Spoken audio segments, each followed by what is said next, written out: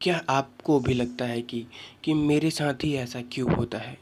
जब कभी कुछ गलत होता है आपके साथ तो आपको भी ऐसा लगता होगा कि मेरे साथ ही ऐसा क्यों होता है?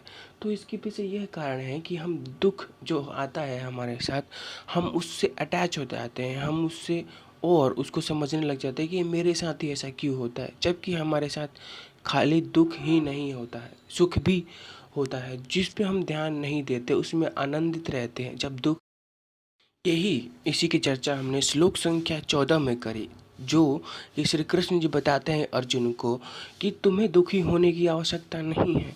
ये सुख और दुख मौसम की तरह होते हैं, आते हैं और कभी चले जाते हैं। गर्मी और सर्दी की तरह होते हैं, तो कभी गर्मी आती है तो कभी सर्दी आती है, यह एक जैसा नहीं रहते।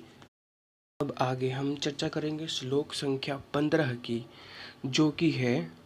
जो कि अर्जुन को श्री कृष्ण जी समझाते हुए कहते हैं कि हे अर्जुन, जो पुरुष दुख तथा सुख में विचलित नहीं होता है और इन दोनों को समान रूप से देखता है, वह निश्चित रूप से मुक्त है।